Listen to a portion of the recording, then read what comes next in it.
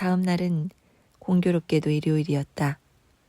오늘처럼 날씨가 맑을 때면 첼리스트는 책 한두 권을 들고 개와 함께 도시의 공원에 나가 아침을 보내는 습관이 있다.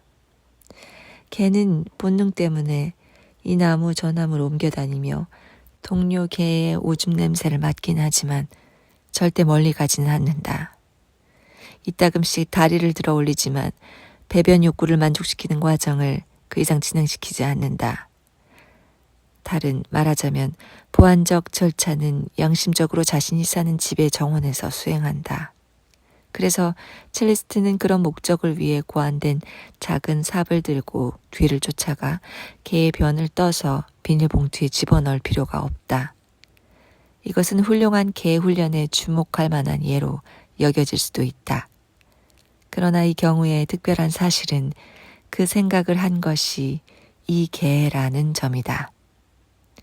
개는 음악가 첼리스트 바흐의 모음곡 6번 D장조 작품 번호 1012를 훌륭하게 연주하려고 노력하는 이 예술가가 자신의 개나 다른 누구의 김이 피어오르는 똥을 치우러 이 세상에 온 것이 아니라고 생각하는 쪽이다. 그런 일을 시키는 것은 그냥 옳지 않다. 개가 어느 날 주인과 대화를 나누다 말했듯이 바흐는 절대 그런 일을 할 필요가 없었다. 음악가는 그때 이후로 시대가 많이 변했다면서도 바흐는 틀림없이 그런 일을 할 필요가 없었을 것이라는 사실은 인정했다. 이 음악가는 분명히 광범한 의미의 문학 전반을 사랑하는 사람이다.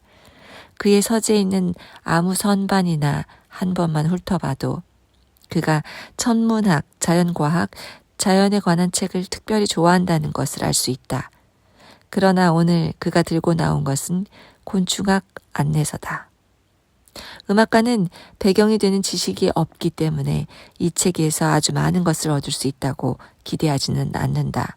하지만 지구에는 거의 100만 종의 곤충이 있으며 이 곤충은 두 종류, 즉 날개가 있는 유시아강과 날개가 없는 무시아강으로 나뉘고 이것은 또 메뚜기목, 박귀목, 사마귀목, 풀잠자리목, 잠자리목, 하루살이목, 날도래목, 흰개미목, 벼룩목, 이목, 새이야목, 노린재목, 매미목, 파리목, 벌목, 나비목, 딱정벌레목, 그리고 마지막으로 총체벌레목으로 나뉜다는 것을 알고 즐거워한다.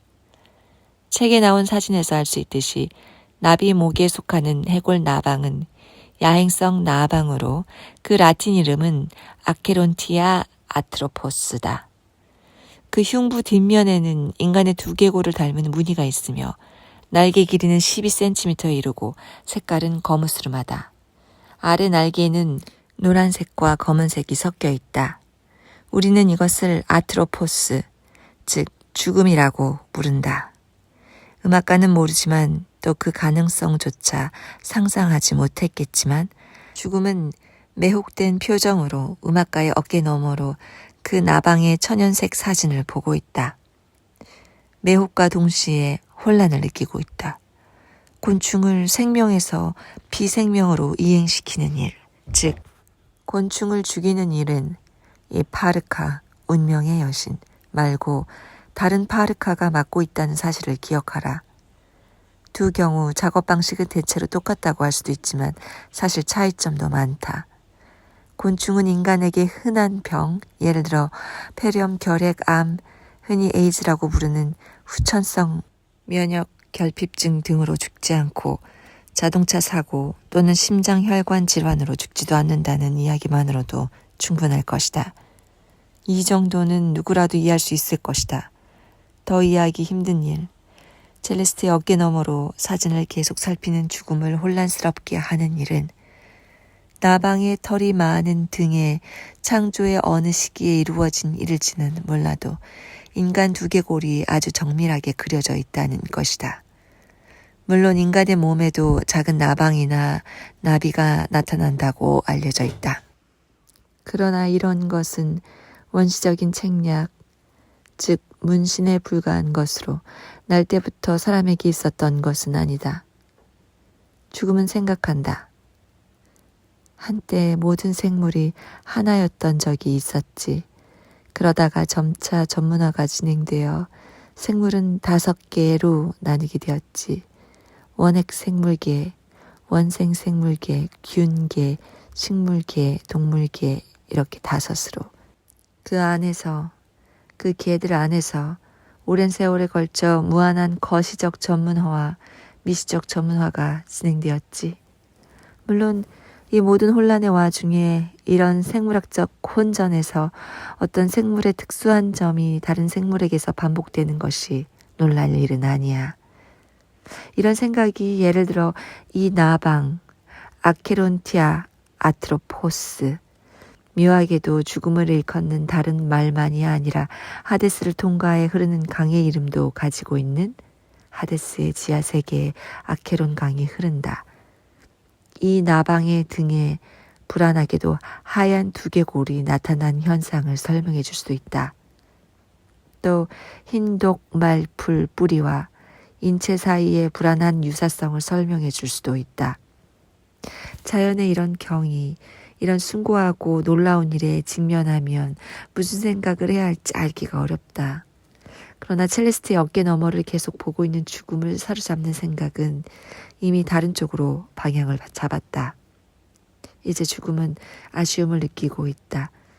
이 멍청한 자주색 편지가 아니라 해골 나방을 메신저로 사용했으면 어땠을까 하는 생각이 들었기 때문이다. 사실 자주색 편지도 처음에는 멋진 발상이라고 생각했지만 그 나방은 자주색 편지와 달리 결코 돌아올 생각을 하지 않았을 것이다. 흔해 빠진 우편 배달부가 편지를 건네주는 것이 아니라 우리 머리 위에 12cm짜리 나방이 맴을 돌며 날아다니는 것이 보인다. 검은색과 노란색이 섞인 날개를 자랑하는 이 죽음의 천사는 땅을 스치듯이 날다가 우리 주위에서 원을 그린다. 우리는 결코 그 원에서 벗어나지 못한다. 이윽고 나방은 갑자기 수직으로 솟아오르며 우리 앞에 해골을 보여준다. 물론 우리는 이 고기에 아낌없이 갈채를 보낼 것이다. 이것을 보면 우리 인간을 책임지는 죽음도 여전히 배울 것이 많다는 사실을 알 수 있다. 우리가 잘 알다시피 나방은 그녀의 관할 건 안에 있지 않다. 이들도 그렇고 다른 거의 무한한 동물종도 마찬가지다. 따라서 죽음은 동물 분과에서 일하는 동료, 이 자연의 산물을 책임지는 동료와 협정을 맺고 아케론티아 아트로포스를 몇 마리 빌려달라고 요청해야 할 것이다. 물론 아쉽게도 그들 각각의 영역과 해당 개체수의 규모에서 차이가 크다는 점을 고려할 때 앞서 말한 동료는 당당하고 무뚝뚝하고 단호하게 안 된다고 대답할 가능성이 높다. 연대감의 결연은 죽음의 영역에서도 공허한 말장난이 아니기 때문이다. 그 기본적인 곤충학 서적에 언급된 100만 종의 곤충을 생각해보라. 그 각각의 종에 속한 개체의 수를 상상할 수 있다면 상상해보라. 이 땅의 작은 생물이 하늘의 별보다 더 많다고 생각하지 않는가? 하늘이라는 말이 마음에 안 든다면 우주라는 이 경련을 일으키는 실제의 항성 공간이라든가 하는 멋진 이름을 붙일 수도 있겠지만 그 공간 안에서 우리는 거의 해체될 찰나에 있는 아주 작은 똥 조각에 불과하다. 어쨌든 현재 5대륙 위로 다소 불균등하게 분포된 하찮은 70억의 남녀로 이루어진 인류를 책임지는 죽음은 부차적인 하급의 죽음이다. 그녀 자신도 타나토스의 위기에서 자신의 자리를 완벽하게 의식하고 있다. 자신의 이름을 대문자로 인쇄한 신문에 보낸 편지에서도 그녀는 이 점을 솔직하게 인정했다. 꿈의 문은 아주 쉽게 밀어 열 수 있다. 꿈은 모두 세금을 낼 필요도 없이 자유롭게 이용할 수 있다. 그것은 죽음에게도 마찬가지다. 그녀는 이제 첼리스트의 어깨 너머를 보는 일을 중단하고 나방 한 대대를 책상 위에 세워놓고 점호를 한 다음 가서 이러저러한 사람을 찾아서 네 등에 있는 죽음의 머리를 보여주고 돌아와라 하고 명령을 내린다면 어떨까 하는 상상을 즐기고 있다. 음악가는 자신의 아케론티아 아트로포스가 펼쳐진 책장으로부터 허공으로 날아올랐다고 생각할 것이며 그것이 그의 마지막 생각이자 망막에 담고 가는 마지막 이미지가 될 터였다. 죽음을 알리는 검은 옷을 입은 뚱뚱한 여자, 마르셀 프루스트가 만났다고 하는 여자나 특별히 통찰력이 있는 사람들이 죽음을 맞이할 때 보는 하얀 수의를 입은 귀신이 아니라 나방 한 마리, 등에 해골 모양의 흰 무늬가 있는 크고 검은 나방 한 마리가 비단 같은 날개를 부스럭거리는 소리. 첼리스트는 시계를 보고 점심시간이 한참 지난 것을 알았다. 한 10분 정도 똑같은 생각을 하고 있던 개가 주인 옆에 앉아 주인의 무릎에 머리를 기대고 주인이 세상으로 돌아오기를 참을성 있게 기다리고 있었다. 근처에 샌드위치를 비롯한 간단한 음식을 파는 작은 식당이 있었다. 첼리스트는 이 공원을 찾는 아침이면 이 식당에 가서 늘 똑같은 것을 주문한다. 자신이 먹을 참치 마요네즈 샌드위치 2개와 와인 1잔, 개가 먹을 살짝 익힌 쇠고기 샌드위치다. 오늘처럼 날씨가 좋으면 그들은 나무 그늘의 풀밭에 앉아 점심을 먹으면서 이야기를 나누었다. 개는 늘 가장 좋은 부분을 마지막까지 남겨두었다. 우선 빵 조각부터 먹고 그런 다음에 고기를 먹는 즐거움을 맛본다. 서두르지 않고 의식적으로 육즙을 음미하며 씹는다. 첼리스트는 자신의 입으로 들어가는 것에 관해선 전혀 생각하지 않고 멍하니 먹었다. 바흐의 디장조 모음곡을 곰곰이 생각하고 있었다. 특히 프렐류드와 극악하기 어려운 악절 하나. 첼리스트는 그 악절 때문에 가끔 연주를 멈추고 멈칫거리고 의심을 하게 된다. 이것은 음악가의 인생에서 일어날 수 있는 최악의 일이다. 그들은 식사를 한 뒤 나란히 누웠다.